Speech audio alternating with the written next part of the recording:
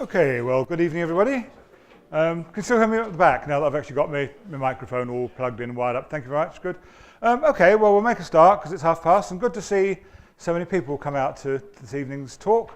As always, this is done in cooperation with the Department of Maths and Physics here at Queen's University, who help us out with this, and it all makes it very worthwhile. I'm going to talk about a few admin-y things first, as I usually do. Then I'm going to talk a little bit about what's happening in the sky at the minute, and then we've got our guest speaker tonight. So first things first, membership. Sorry to nag on about membership, but if you haven't renewed your membership yet, then the thing that you'll notice first is that in December, Stardust won't be dropping through your door. So get your membership paid up, and it's a fantastic bargain, really. 20 quid for an individual, £25 for a family, and we haven't put that up for many, many years. So do that, helps us keep things going. Just find out what's going on. We have our website, http://irishastro.org, and there's lots of information about our events and stuff on there. And also, if you don't get Terry's newsletter, then that's well worth a read as well. Get that there. And we have a Facebook group, a very active Facebook group with over 900 people in. If you're on Facebook, join up with us, and we get a lot more information comes through that way as well. And there's some good exchange of crack and stuff going on there. So that's a few things that we do. The observing, we did try and get out for observing the other evening. I'm not sure that it was that great a success, but what we do with these is we pick Friday and Saturday nights, and these are the dates here that I've picked for this period, and that's all sort of built around the phases of the moon and stuff. So it's either a new moon or a first quarter moon or somewhere thereabouts. No point really going out observing to a dark site when there's a full moon, because you won't see much. But the next one's coming up 17th and 18th of November, and if we don't get a successful night out of one of those two, then we'll carry it over to the next weekend, the 24th and 25th, and likewise into December. Keep an eye on the IAA forum. There's a link on our website that takes you straight to the relevant bit of the forum where we set up the observing dates. And we actually, 6 o'clock, before 6 o'clock on the evening, we say it's either a go or a no-go depending on the weather, which I'm afraid we have to work around as best we can. So that's the observing. Upcoming events, and the biggest one I'll show you a little bit more about as well. We've got our photographic exhibition. If you haven't seen it before, or even if you have seen it before, each one's a little bit different in certain ways. So we're going to the Carrickfergus Museum and Civic Centre, which is right in the middle of Carrickfergus. Very prestigious venue there we've got. It's very, very good. Great facilities and everything. I was actually there sorting out some plans this afternoon with the organiser there. And the launch for that is it's coming Friday evening. It's 9 days' time. So Friday the 10th of November, from 7 p.m. to 9:30. The mayor will do a little spiel at the beginning. I will talk a little bit about getting started in astrophotography, just a bit of a primer for those of you who've got a camera and want to try and take pictures of the sky with it. Dr. Mike Sims from the Ulster Museum, regular speaker with us, he will be there talking about meteorites, and that's a great talk too. All sorts of stuff is part of the display. There's things coming from the observatory and planetarium, some other space memorabilia that's coming from Andy here, and as well as the 40 pictures that comprise the main exhibition. If you come on the Friday evening, there's also a virtual reality demo by Tony with his, what's that called thing? The Oculus Rift, is that right? Yeah, which is actually like being in space. And I got addicted to it at one stage. Stardome shows, and hopefully some observing outside if the weather cooperates.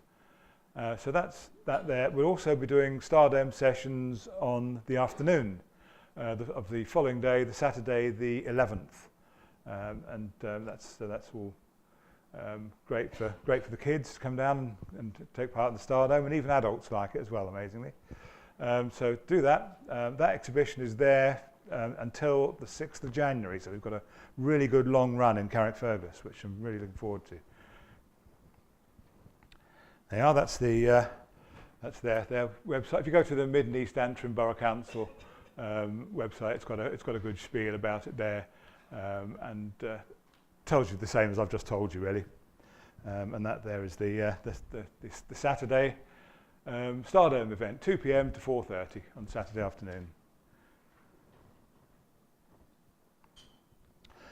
Forthcoming talks. In 2 weeks' time, we're here with David Lisk, who is talking about astronomical spectroscopy for amateurs. Now that'll be an interesting one, certainly for me, because it's something I've never actually done. So I want to see what he's got to say about that and have a go. 2 weeks after that, Wednesday 29th of November, we have Dr. Stuart Sim from Queen's here, and he's talking about how antimatter formed. And then the real big event of this part of the season, 13th of December, Andy McRae and Terry Mosley will be telling us about their adventures at the Great American Eclipse. And I'll throw in a bit of a spoiler here. They both saw it from different places, which is good. So that's things coming up. And a date for your diary as well. We'll be putting more about this on the website shortly, but the New Year party this year is, or not this year actually, funny enough, no, next year, is on Saturday the 6th of January 2018. So that'll be a good night as well. Usual format, meal at McBride's, film at the Tudor Cinema afterwards, with Terry's hot punch and the usual attractions, and a film. Right, I'm going to just talk about some starry things at the minute. Let me just take the lights down a bit further so you can see what's happening. And the sun is very inactive at the minute, but in fact it's an interesting illustration that the last time I was here talking to you about these, we followed a pair of sunspots around the sun. And in fact, this was actually Sunday I did this. They're still there, but they're far, far diminished. You see the difference? This is the 5th of September, and these are the same two sunspot groups that have now been around the sun twice, because there's approximately 50 days or so. I can't do the maths on standing up, but there's approximately 50 days between the 5th of September and the 28th of October, so that's two solar revolutions, and here they are, except they're now called 2685 and 2686, and they're much, much smaller than they were 2 solar revolutions ago. And in fact, this figure keeps increasing here. You can see we're well into the downsides of solar cycle 24. There have been 68 spotless days so far this year, which is 23% of all days, compared to 9% last year, 0% the year before. So you can see the general downward trend of the solar cycle. It doesn't mean that we don't get any auroras or anything anymore, because we do. And in fact, we're sort of, there's a coronal hole being active at the moment, and this is where we are with that, and that actually allows solar wind to leak out of the solar atmosphere and in our general direction, and that's expected to arrive sometime tomorrow or the night before. Now then, you might realise also that the moon is extremely full at the minute, so if there were any aurora to come off that, it'd have to be very bright. The beaver moon, as it's so called, is actually full on Saturday. So even if there is activity, I would say, unless it's really spectacular, it's not going to be that great, because the moon is largely going to spoil it. You can see auroras in moonlight, because I have done, but it takes a lot of the sort of the edge off it. But that's, I think we'll still see auroras even as the sun comes towards minimum. This was from Finland the other night, and it's an interesting one in that it was originally billed as they'd seen a very, very rare blue aurora.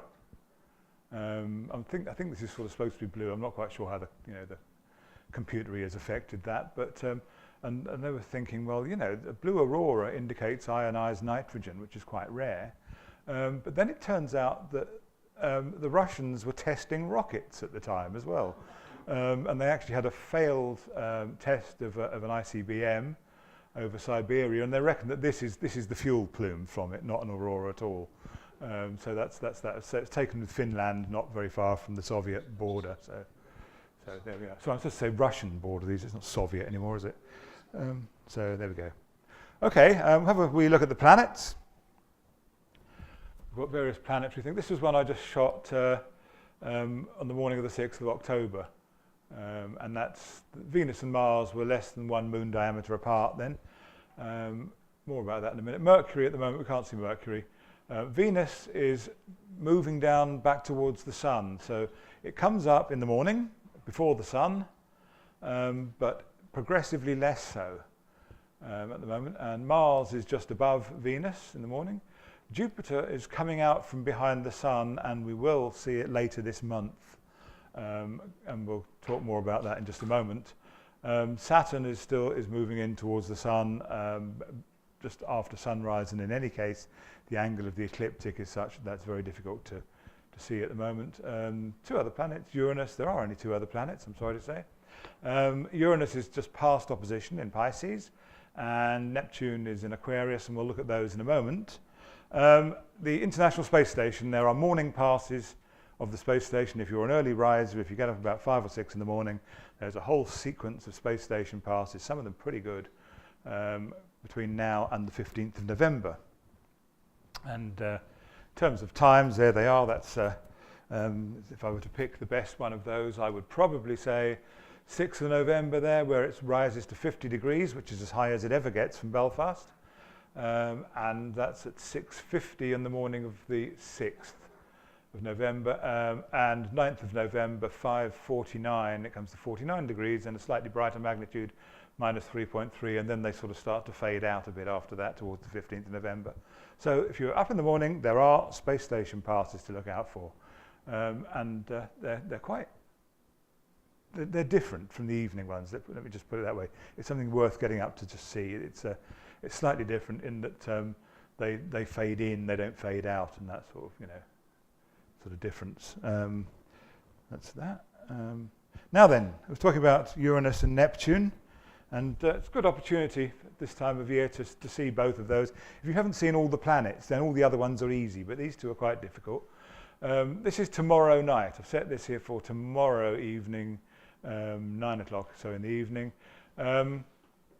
Quite easy to find the Great Square of Pegasus. It's pretty obvious in the sky.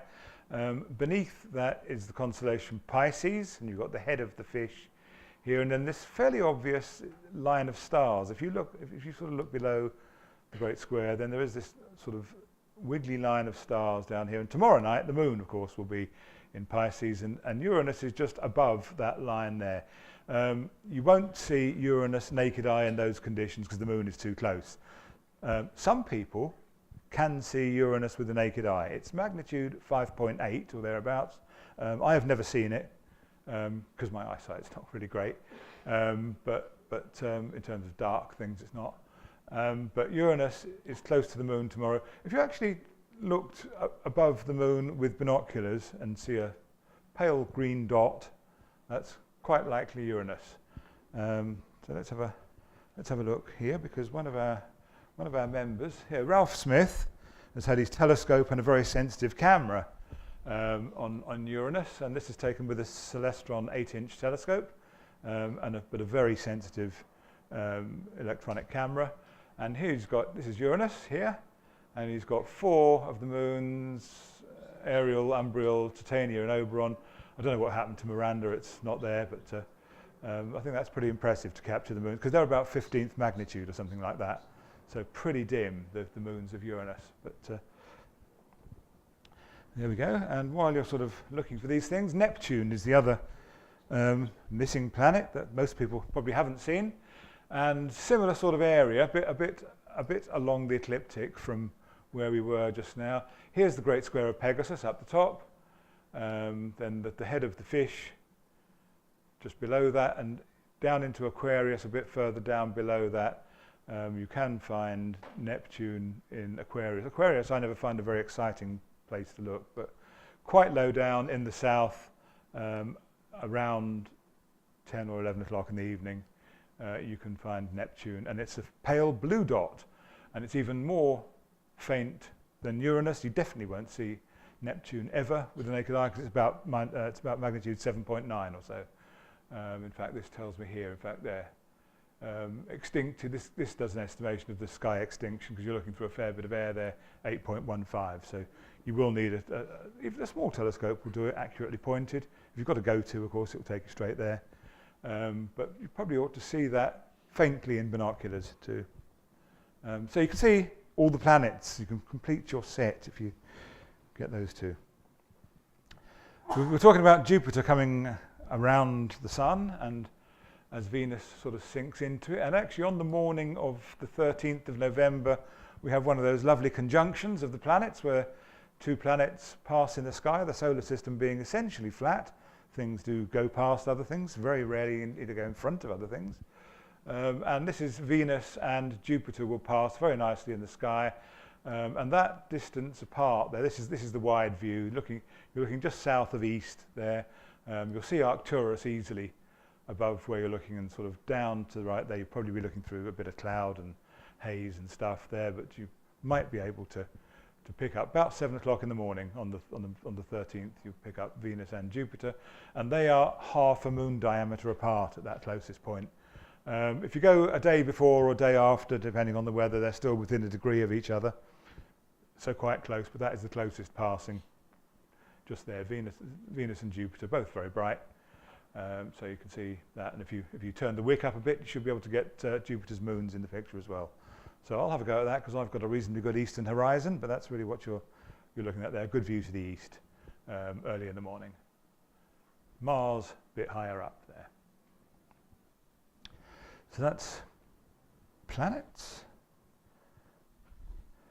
One of the things I noticed, I was out looking for the Aurora the other evening, and I think it's a good sign of the time of year that we're in, that about 10 o'clock in the evening, this is set for tomorrow night, 10:30 in the evening, that the constellations of winter are beginning to appear in the evening sky now, late on in the evening. And here we have, coming up here, we have Orion, and you have Betelgeuse coming up there. I always look at Betelgeuse when I see it every year to compare it to Rigel, because Betelgeuse, some might say, is one of the best candidates for a star going supernova in our lifetimes, or in the next million years, or something like that. Could be anything. And I always look to see, is Betelgeuse got brighter than Rigel? Because they're about the same brightness. But you sort of think, well, if Betelgeuse is a bit unstable and might get brighter, then each year when I see it, I just have a look at it carefully. Go, oh, has that got brighter? I've not convinced myself yet that it's happening. But there we are. So Orion comes up. You see Orion, it's sort of on its side here with its belt, and its belt points upwards to Aldebaran, and then further on to the Seven Sisters. And then you have, not visible here, Sirius is further down below there, comes up later. Procyon, Castor and Pollux, and Capella and Aldebaran. And they're calling these the Big G constellation, because it sort of goes like that. It's one of those, I think it's come from America, like most ideas. They call it Big G. But no, that's the stars of winter coming up in the evening now. Looks quite pretty. One other thing, you might have caught this in the news. I'm going to mention this because it's local news. A very strange object has been spotted. And it has the unimaginative name A/2017U1. And it is believed that it is the first alien asteroid or comet that we've ever identified as such. That is to say, it has come from outside our own solar system. It has not come from the Oort cloud or the Kuiper belt or anything like that. It has come on a completely hyperbolic orbit. It's come shooting through past the sun and is going out on a hyperbolic orbit, never to come back ever again. And the man in charge of tracking this at the moment is our very own Professor Alan Fitzsimmons from Queen's, who got himself onto the Isaac Newton telescope and got this picture of A/2017U1. And it looks like, he says, first, it is fairly certain we are dealing with our first truly identified alien visitor. And Alan and his team from here are tracking that object and trying best to find out where it's come from and where it's going. But it looks like it's coming not from here. And of course that means that anything that we can glean about its chemical makeup and stuff would be new information that we haven't been able to get before. We have, unfortunately, no rocket that we can lay our hands on that would go after it. It is simply travelling too fast. It's travelling, I think it was about 4 or 5 times the speed of the space station, I've decided.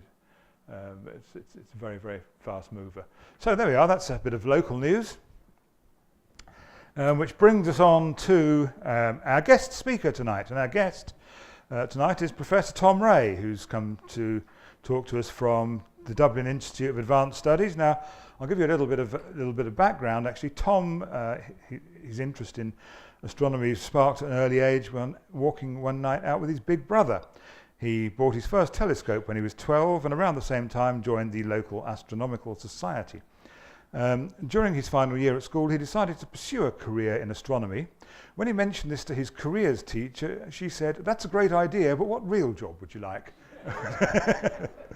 There we go. He got the real job he wanted. So after completing his first degree in Trinity College Dublin, Tom did a master's and doctorate in radio astronomy and plasma astrophysics at Jodrell Bank and the University of Manchester, and subsequently spent time at the University of Sussex and the Max Planck Institute for Astronomy in Heidelberg, Germany, before returning to his native Ireland. He's currently Professor of Astrophysics in the Dublin Institute for Advanced Studies.